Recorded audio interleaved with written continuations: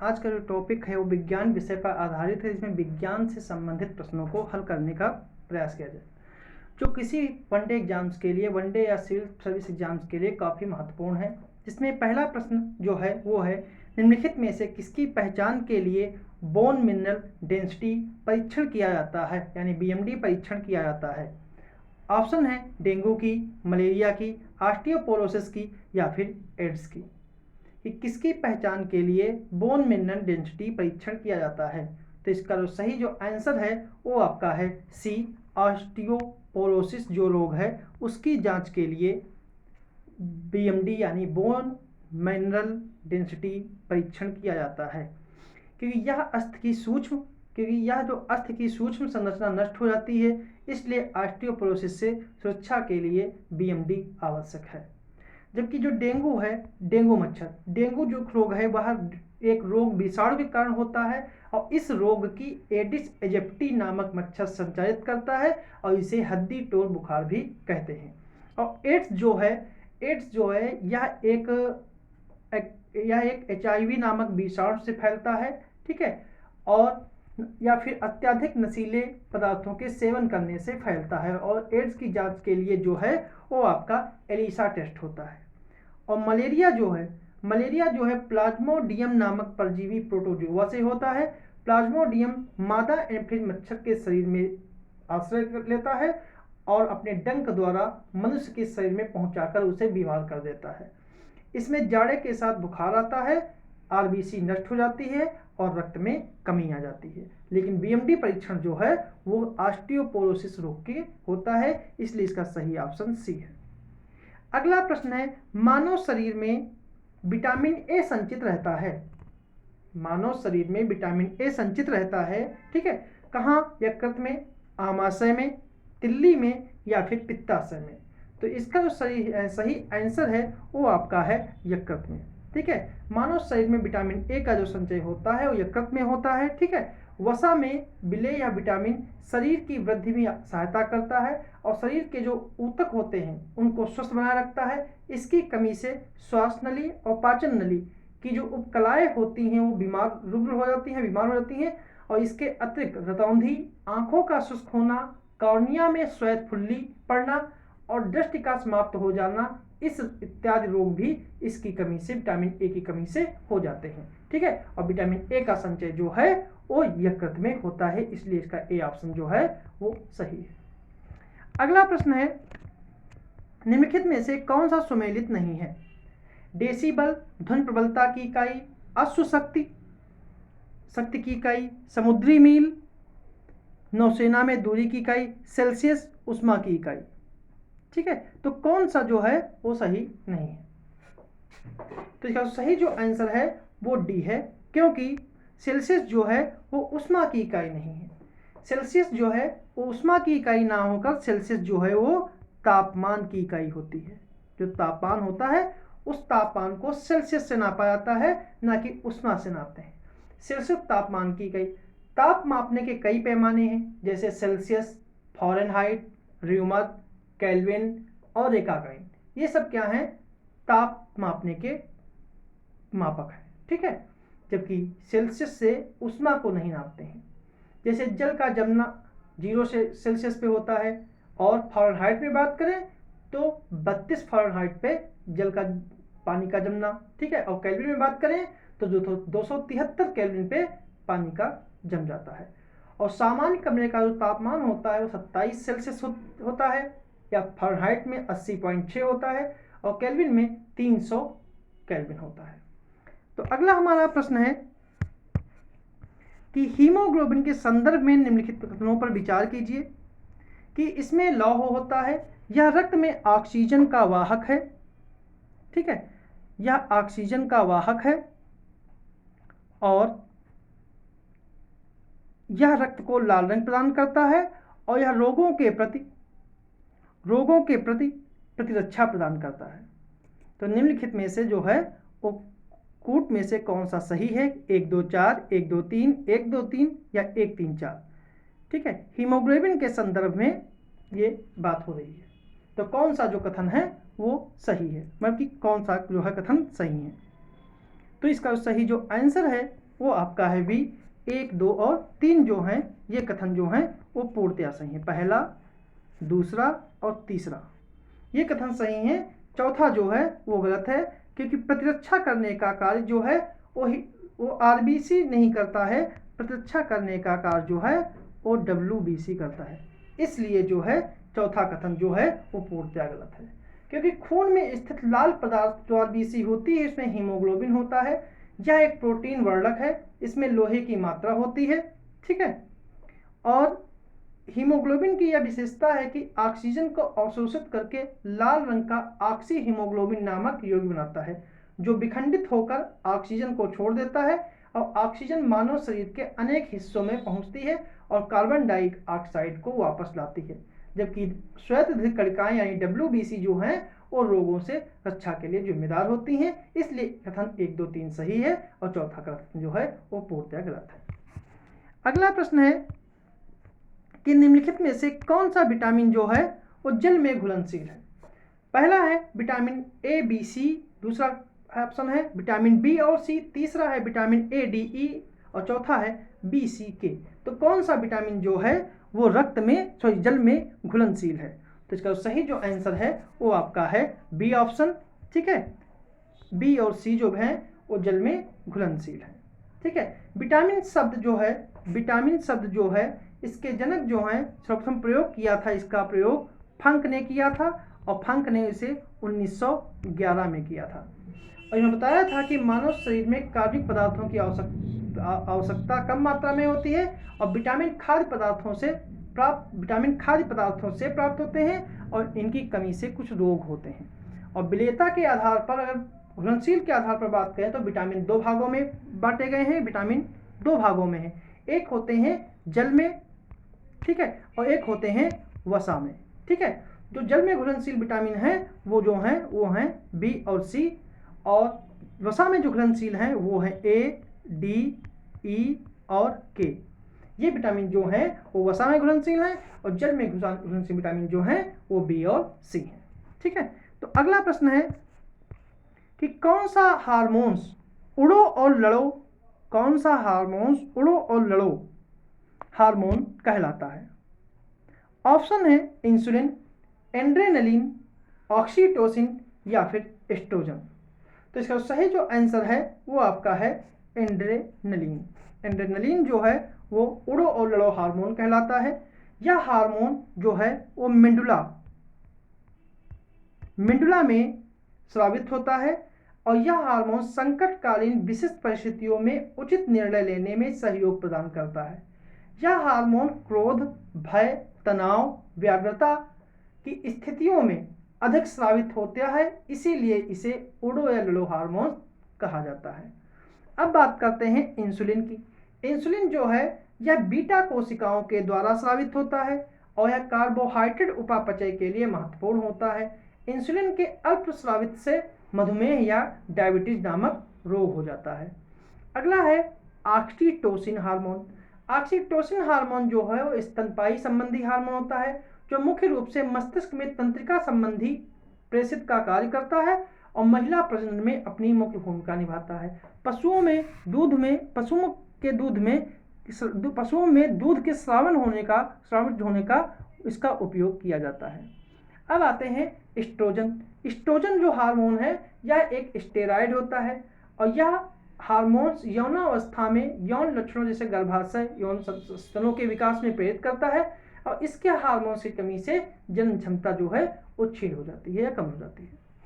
अगला प्रश्न है वाहनों के पृष्ठ दृष्टिपटल के रूप में किस दर्पण का प्रयोग किया जाता है। ऑप्शन है समतल, उत्तल, अवतल या फिर उपरोक्त में से कोई नहीं। तो इसका सही जो आंसर है वह है उत्तल दर्पण। उत्तल दर्पण का प्रयोग किया जाता है। अगला प्रश्न है डेंगू बुखार में मानव शरीर में निम्नलिखित में से किसकी कमी हो जाती है।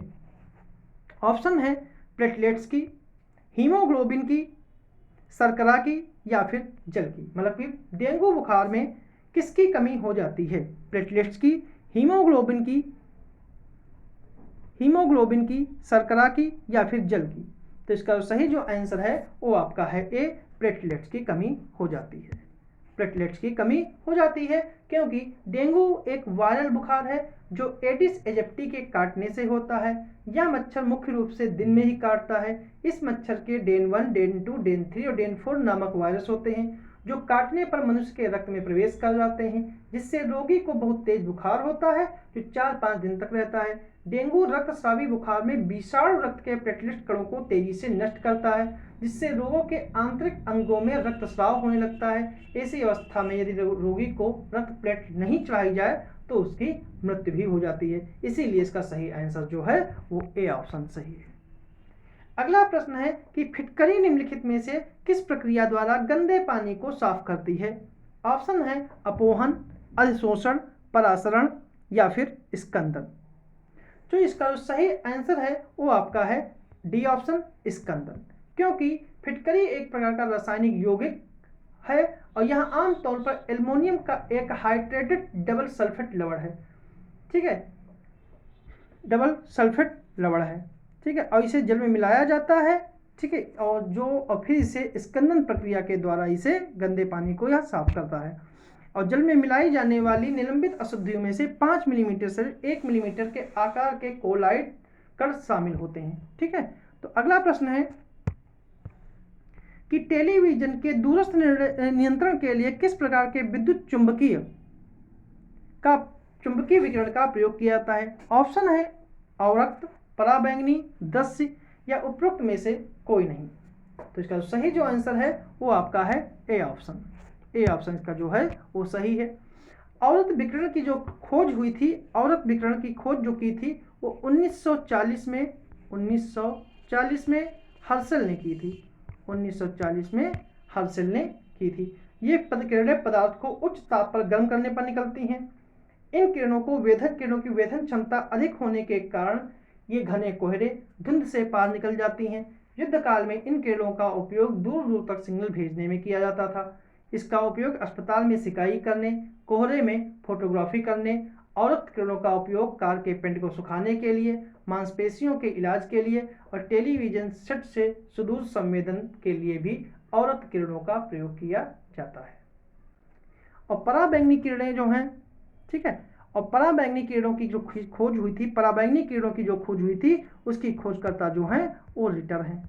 पराबैंगनी किरणों के खोजकर्ता जो हैं वो रिटर हैं और इसका भी उपयोग सिकाई करने, प्रकाश विद्युत प्रभाव को उत्पन्न करने और बैक्टीरिया को नष्ट करने में किया जाता है। ठीक है, और जो दृश्य विकिरण है इनकी खोज जो है वो न्यूटन ने की थी। दृश्य विकिरण की खोज न्यूटन ने की थी। ठीक है, और ये जो है VIGYOR को भी 10 तरंगे कहते हैं, जैसे बैंगनी, ठीक है, ठीक है, बैंगनी हो गया, नीला हो गया, पीला हो गया, लाल हो गया। ठीक है, ये सब जो है हरा, ये सब क्या है, ये 10 तरंगे हैं। अगला प्रश्न है कि ड्यूरालुमिन के निर्माण में कौन सी धातुएं शामिल नहीं होती हैं? ऑप्शन है एल्युमिनियम, मैग्नीशियम, कॉपर या फिर जिंक। ड्यूरालुमिन के निर्माण में कौन सी धातुएं शामिल नहीं होती हैं? तो इसका सही जो आंसर है वो आपका है जिंक। जिंक जो है वो ड्यूरामिलिन के निर्माण में शामिल नहीं होता है। ड्यूरामिलिन होता क्या है? ड्यूरामिलिन जो है वो एक मिश्र धातु है जो 2 या 2 से अधिक धातुओं के मिलने से बनता है। ठीक है, ड्यूरामिलिन में एल्युमिनियम, मैग्नीशियम और कॉपर का प्रयोग किया जाता है और ड्यूरामिलिन का प्रयोग जो मुख्य रूप से होता है वायुयान बनाने में और प्रेशर कुकर आदि को बनाने में किया जाता है। अगला प्रश्न है निम्नलिखित में से किसे वुड स्प्रिट के नाम से जाना जाता है? ठीक है, ऑप्शन है methyl alcohol, glycol, ethyl alkyl या फॉर्मल्डिहाइड। किसे वुड स्प्रिट के नाम से जाना जाता है? तो इसका सही आंसर है वो आपका है मेथिल एल्कोहल।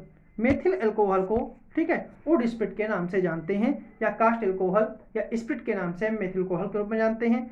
इसका उपयोग मुख्य रूप से ईंधन द्रावक या एंटी फ्रीजर के निर्माण में किया जाता है। यह एक रंगहीन, वाष्पशील, ज्वलनशील तरल पदार्थ होता है और इथेनॉल के विपरीत यह मानव उपयोग की दृष्टि से विषाक्त होती है और इसको जो है लकड़ी के भंजक आसवन द्वारा प्राप्त किया जाता है। ठीक है, अगला प्रश्न है कि निम्नलिखित में से किसको कोशिका की आत्महत्या की थैली कहा जाता है? ऑप्शन है राइबोसोम, लाइसोसोम, माइटोकॉन्ड्रिया या फिर गाल्जी का।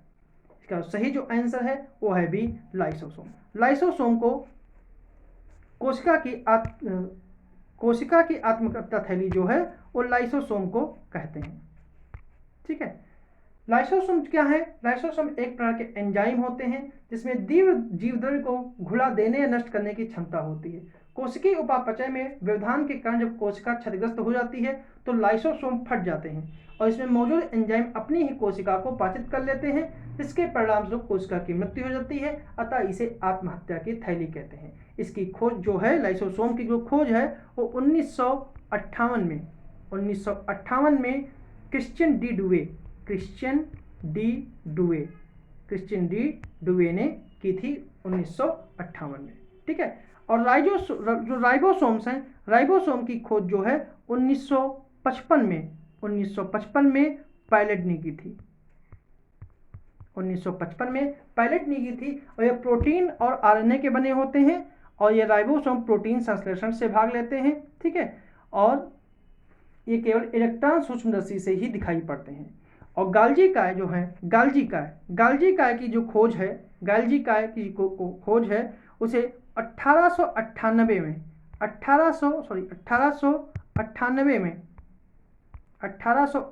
में कैमिलो गाल्जी ने की थी। कैमिलो गाल्जी ने इसकी खोज की थी। ठीक है, अगला प्रश्न है, निम्नलिखित में से कथनों पर विचार कीजिए। पहला कथन है कि ये नीले हरे शैवालों को सफाई करने में सहायक होते हैं विषाणु के संबंध में, और इनकी खोज लीवेनहॉक ने की थी और एक गुणनविद द्वारा प्रजनन करते हैं। तो इसका कौन सा कथन सही है? केवल एक, केवल दो, 1 2 3 2 1 और 3, या फिर 1 2 3? तो इसका सही जो आंसर है वो है आपका सी ऑप्शन। ठीक है, 1 और 3, पहला और तीसरा सही है, दूसरा गलत है, क्योंकि विषाणु की खोज लीवेनहॉक ने नहीं की थी। विषाणु की खोज इवानोवस्की ने की थी। ने की थी और इवानोवस्की ने इसकी खोज 1892 में की थी। इवानोवस्की ने इसकी खोज 1892 में की थी, इसलिए दूसरा कथन जो है वो गलत है। अगला प्रश्न है कि अम्लराज किसे कहते हैं? पहला है जिंक सल्फाइड और बेरियम सल्फेट का मिश्रण, कार्बन मोनोऑक्साइड और नाइट्रोजन गैस का मिश्रण, तीसरा है नाइट्रिक अम्ल और सल्फ्यूरिक अम्ल का मिश्रण, चौथा है नाइट्रिक अम्ल या हाइड्रोक्लोरिक अम्ल का मिश्रण। तो इसका जो सही जो आंसर है वो है आपका अम्लराज किसे कहते हैं? तो अम्लराज जो है वो डी ऑप्शन इसका सही, नाइट्रिक अम्ल और हाइड्रोक्लोरिक अम्ल के मिश्रण को अम्लराज कहा जाता है। अगला प्रश्न है कि आयोडीन कहाँ से प्राप्त करते हैं? सरगासम से, लैमिनेरिया से, रोडोमेनिया प्लामाटा से, या फिर कार्डरस से? कि आयोडीन कहाँ से प्राप्त करते हैं? आयोडीन जो है वो कहाँ से प्राप्त करते हैं? तो इसका सही जो आंसर है वो है आपका लेमिनेरिया से प्राप्त करते हैं। लेमिनेरिया क्या है? लेमिनेरिया एक समुद्री शैवाल है। ठीक है, यहाँ से आयोडीन प्राप्त किया जाता है। ठीक है, अतः विकल्प जो बी है वही सही है। अगला प्रश्न है, मेसर में कौन सी तरंगे उत्पन्न होती हैं? दृश्य तरंगे, गामा तरंगे, पराबैंगनी तरंगे, या फिर सूक्ष्म तरंगे? मेसर में इसका सही जो आंसर है वो आपका है डी ऑप्शन, सूक्ष्म तरंगे। ठीक है, मेसर में जो है वो सूक्ष्म तरंगे होती हैं और मेसर का जो आविष्कार है, ठीक है, मेसर का आविष्कार जो है वो 1955 में हुआ था। 1955 में हुआ था। ठीक है, और इसका जो आविष्कारकर्ता हैं उनके नाम है गॉर्डन, गीगर और टाउन्स। ठीक है, अगला प्रश्न है कि निम्नलिखित में से कौन स्फुरदीप्ति का उदाहरण नहीं है?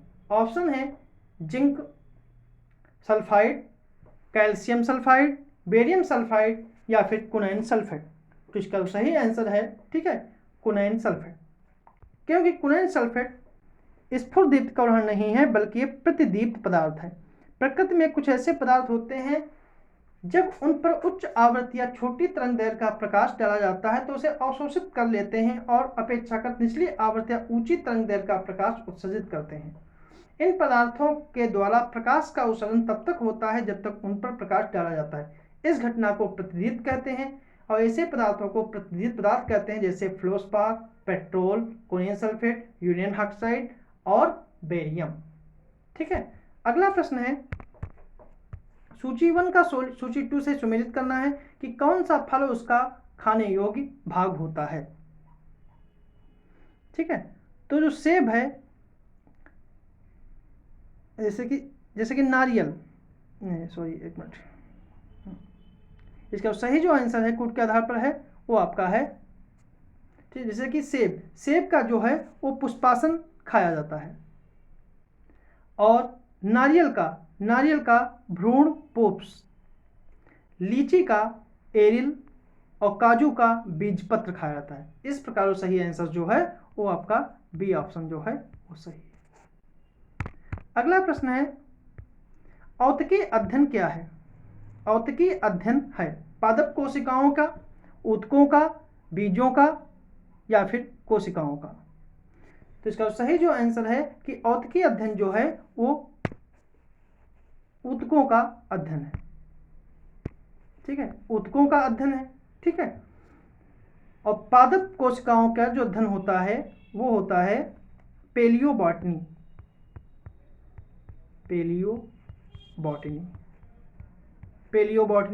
ठीक है, और बीजों के अध्ययन को कहते हैं स्पर्मोलॉजी।